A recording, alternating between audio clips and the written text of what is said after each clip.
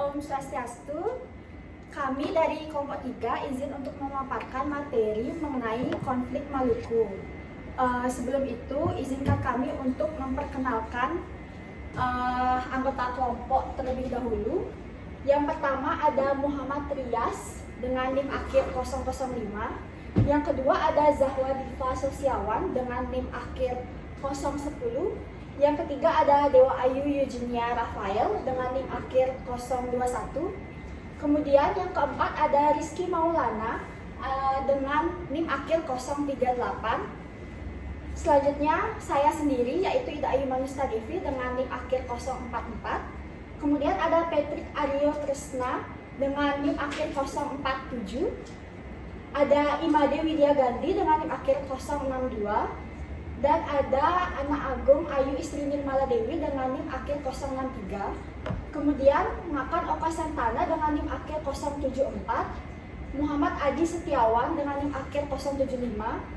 Dan Imade Bagus Dwi Mahatma dengan NIM akhir 077.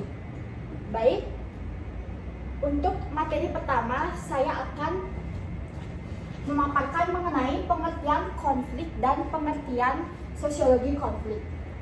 Jadi konflik ini berasal dari bahasa Latin yakni configure, yang berarti memukul, saling memukul. Jadi secara sosiologis konflik ini adalah suatu proses sosial antara dua orang atau lebih, bisa juga kelompok, di mana salah satu pihak berusaha menyingkirkan pihak lainnya dengan menghancurkan dan membuatnya tidak berdaya.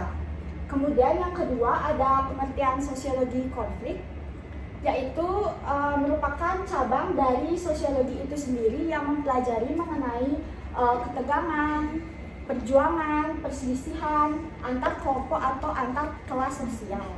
Jadi konflik ini memiliki kepentingan yang berbeda dalam masyarakat. Baik, untuk materi selanjutnya bisa tolong di next slide, akan dijelaskan oleh rekan saya. Baik, setelah dari pengertian sosiologi konflik, di sini ada ruang lingkup sosiologi konflik. Jadi sosiologi konflik itu merupakan hubungan-hubungan sosial yang ada di masyarakat, memfokuskan kajiannya pada peran dan kedudukan individu dalam masyarakat serta hubungan di antara keduanya. Memiliki kajian yakni yang pertama ada dominasi individu, yang kedua ada dominasi masyarakat, dan yang ketiga saling pengaruh antara individu dan masyarakat. Yang berarti individu tetap ada di bawah kendali masyarakatnya. Demikian, walaupun individu berada di bawah kendali masyarakatnya, merupakan hal yang salah apabila kita berpikir bahwa individu semata-mata hanya akan mengikuti masyarakatnya. Karena bagaimanapun individu tetap mempunyai kekuatan tertentu digunakan sebagai senjata untuk melawan pengaruh-pengaruh dari masyarakatnya.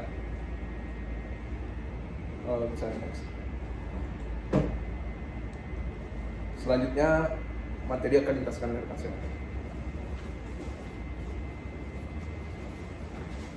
Baik, di sini saya izin menjelaskan mengenai jenis-jenis konflik. Jadi dari jenis konflik di sini terdapat 4 macam jenis konflik. Yang pertama ada konflik terbuka, lalu ada konflik tertutup, konflik vertikal, dan konflik horizontal. Jadi untuk yang konflik terbuka, mengenai penjelasannya yaitu konflik yang diketahui oleh semua pihak.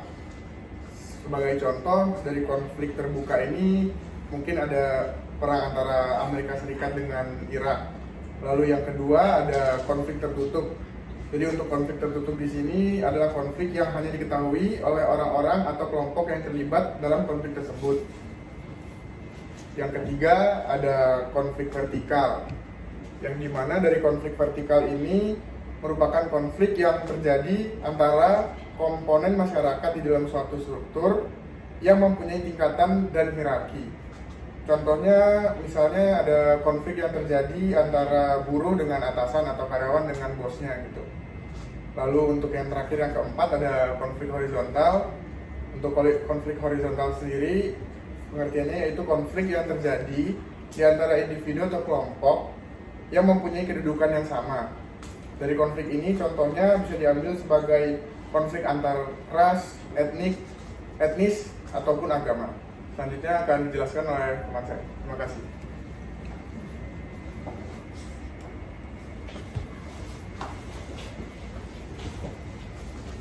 Oke, di sini saya akan menjelaskan mengenai materi tipe-tipe konflik yang telah saya temukan, yaitu tipe konflik dari dua tokoh. Yang pertama yaitu Suryono Sukanto membagi konflik sosial menjadi 5 bentuk, yaitu 4 bentuk, yaitu konflik atau pertentangan pribadi, yang kedua konflik atau pertentangan rasial, yang ketiga konflik atau pertentangan antara kelas-kelas sosial, kemudian yang keempat konflik atau pertentangan politik. Selain Suryono Sukanto, saya juga menemukan tipe konflik yang dijelaskan oleh Ralph Dahrendorf. Ralph Dahrendorf mengatakan bahwa konflik dapat dibedakan menjadi 4 bagian. Yang pertama yaitu konflik antara atau yang terjadi dalam peranan sosial. Kemudian yang kedua, konflik antara kelompok-kelompok sosial.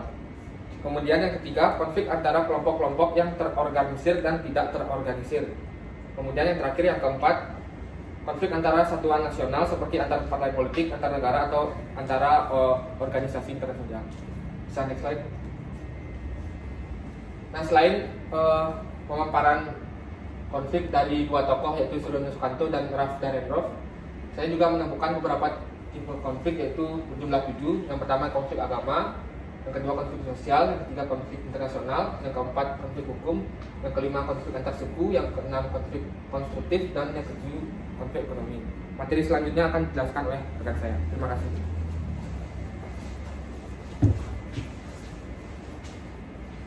Baik, saya di sini akan menjelaskan tentang latar belakang konflik Maluku. Konflik di Maluku berlangsung pada tahun 1999 hingga tahun 2002 yang bermula dari perkelahian antara orang Ambon Kristen dan Muslim.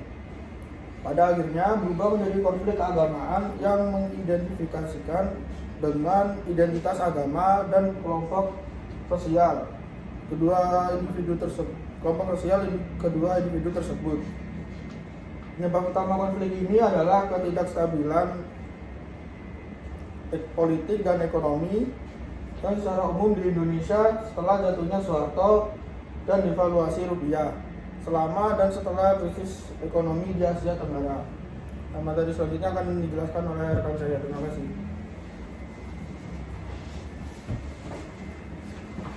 Oke, baik. Di sini saya akan menjelaskan mengenai faktor terjadinya konflik Maluku. Oke, yang pertama ada perang komunitas antara agama Islam dan agama Kristen. Jadi sebelumnya ini ada dua versi, yaitu versi pengacara Kristen dan versi pengacara dari Islam sendiri.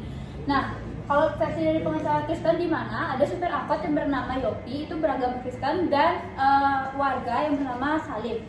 Jadi Yopi ini sebelumnya dia berangkot dan diam di stasiun.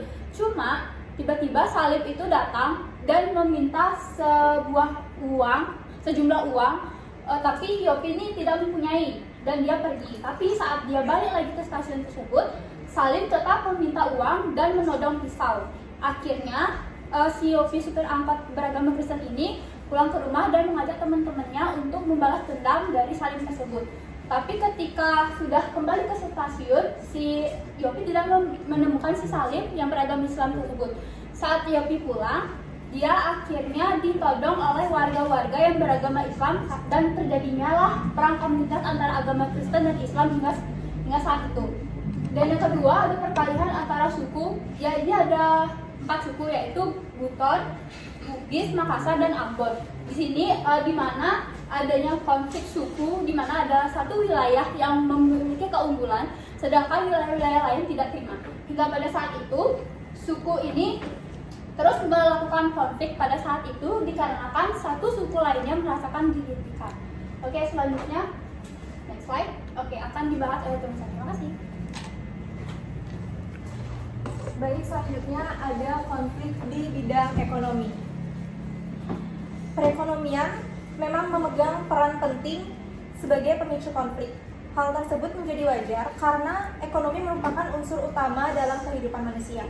Secara ekonomi, kehidupan sosial akan membentuk suatu hierarki sosial atau sistem stratifikasi sosial dalam masyarakat. Selanjutnya ada perselisihan konflik antar politik, di mana perselisihan atas klaim wilayah atau hak-hak politik tertentu seiring menjadi pemicu konflik politik di Maluku, dan ambisi politik dari berbagai pihak dapat menciptakan ketidakstabilan politik yang memperburuk situasi. Untuk materi selanjutnya akan dijelaskan oleh rekan saya. Baik, selanjutnya ada proses konflik Maluku.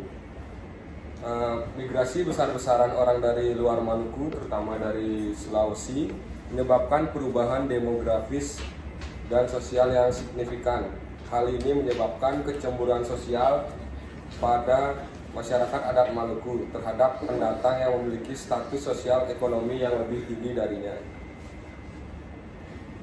Pada bulan Desember 1998 terjadi pertempuran dan serangan pembakaran antara desa Kristen dan desa Muslim di beberapa wilayah Ambon. Massa bertindak sebagai provokator dalam insiden kekerasan pertama di Ambon. Selanjutnya, pada 14 Januari 1999, umat Kristen dan Muslim melakukan kerusuhan di Dobo, Maluku Tenggara. Yang paling sering disebut-sebut sebagai pemicu konflik di Ambon adalah peristiwa yang terjadi pada saat Hari Raya Idul Fitri pada 19 Januari 1999, yang dimana terjadi perselisihan kecil antara seorang pemuda Kristen dari daerah Mardika Ambon dan seorang pemuda Muslim dari Batu Merah, sebuah desa di dekat Mardika. Kekerasan ini menyebar ke daerah lain di Maluku dengan kelompok-kelompok yang berafiliasi dengan agama tertentu mulai menyerang satu sama lain. Banyak rumah, gereja, dan masjid yang dibakar. Ribuan orang tewas dan ratusan ribu lainnya mengungsi. Oke, untuk materi selanjutnya akan dijelaskan oleh rekan teman saya. Terima kasih. Baik, sekarang saya akan menjelaskan terkait dengan dampak yang ditimbulkan dari konflik Maluku. Terdapat 6 poin dampak yang timbul akibat adanya konflik Maluku. Yang pertama itu adalah korban jiwa dan luka-luka. Konflik ini menyebabkan ribuan orang mengalami luka-luka maupun meninggal dunia. Lalu yang kedua itu ada pengungsian. Ratusan ribu orang terpaksa mengungsi dari rumah mereka karena kekerasan yang terjadi. Banyak yang tinggal di kamp-kamp pengungsian dalam kondisi yang sangat tidak memadai. Lalu yang ketiga itu ada kerusakan infrastruktur. Konflik menyebabkan kerusakan parah pada infrastruktur, termasuk rumah, sekolah, tempat ibadah, dan fasilitas umum lainnya. Banyak bangunan yang dibakar ataupun dirusak. Lalu yang keempat itu ada trauma psikologis. Penduduk Maluku mengalami trauma psikologis yang mendalam akibat kekerasan dan ketidakamanan yang berlangsung. Anak-anak dan orang dewasa mengalami gangguan mental yang memerlukan waktu lama untuk pulih kembali. Lalu yang kelima itu ada ekonomi terpuruk. Aktivitas ekonomi terhenti akibat konflik yang menyebabkan penurunan drastis dalam perekonomian lokal.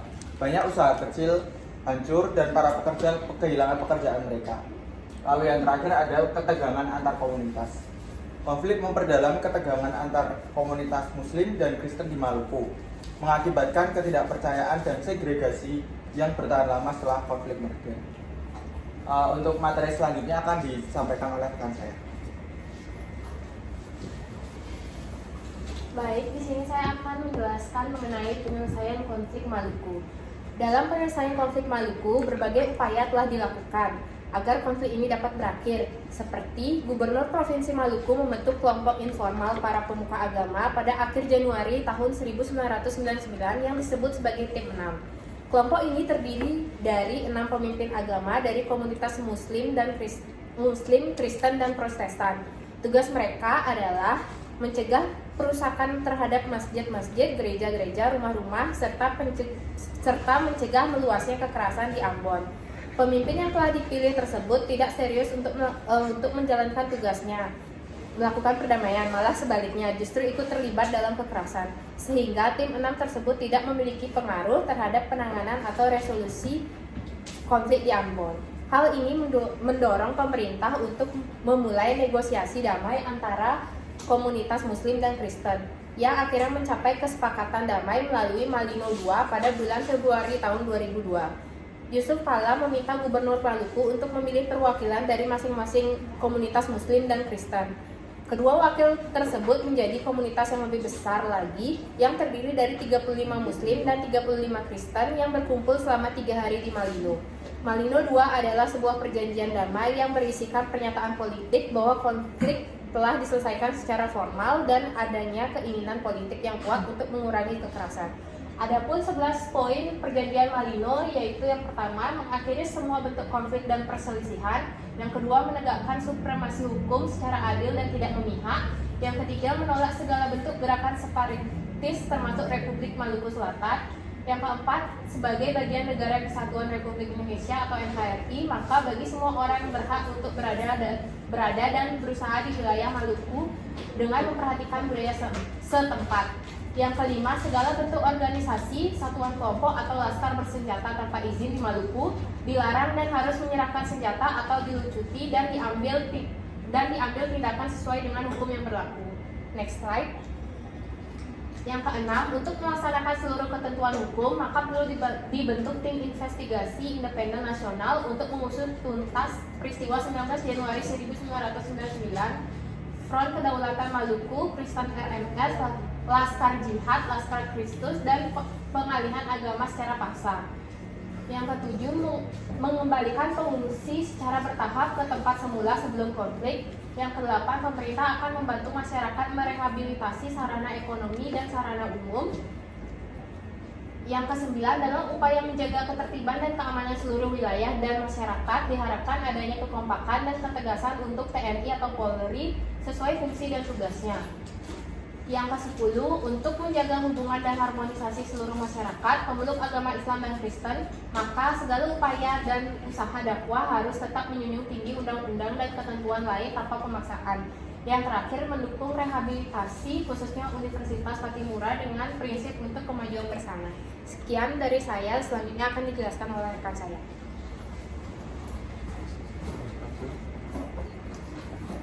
Oke, baik. Di sini saya akan menganalisis jenis dan tipe konflik dari konflik Maluku. Yang pertama, sesuai yang dibilang teman-teman saya, bahwa konflik Maluku itu termasuk dalam jenis konflik vertikal, yang dimana konflik Maluku ini melibatkan otoritas pemerintah pusat dan juga lokal dalam konflik yang terjadi, baik itu dalam penanganannya maupun pencegahan untuk konflik yang terjadi ke depannya. Yang selanjutnya ada termasuk dalam jenis konflik horizontal, yang dimana konflik Maluku sendiri terjadi di antara kelompok masyarakat Muslim dan Kristen yang ada di Maluku yang sekiranya kurang lebih memiliki status sosial ekonomi yang setara. Yang terakhir ada konflik terbuka, yang dimana dalam konflik Maluku sendiri terjadi bentrokan fisik, kekerasan massal hingga terjadinya korban jiwa maupun korban materi. Selanjutnya analisis tipe konflik Maluku, yaitu konflik ini sendiri termasuk dalam tipe konflik agama, yang dimana konflik Maluku ini murni termasuk konflik agama karena salah satu penyebab utama dari konflik Maluku ini adalah adanya perbedaan agama yang ada di wilayah Maluku, yaitu agama Kristen dan Muslim, yang dimana itu terjadi akibat adanya bentrokan-bentrokan yang telah dijelaskan oleh teman saya sebelumnya. Mungkin itu saja dari saya, terima kasih. Untuk selanjutnya akan dilanjutkan oleh teman saya. Baik, itu dia pemaparan dari kelompok 3 mengenai konflik Maluku. Saya selaku moderator mewakili teman-teman saya mengucapkan terima kasih dan mohon maaf bila ada perkataan yang salah, baik disengaja maupun tidak disengaja. Untuk itu, Om Santi.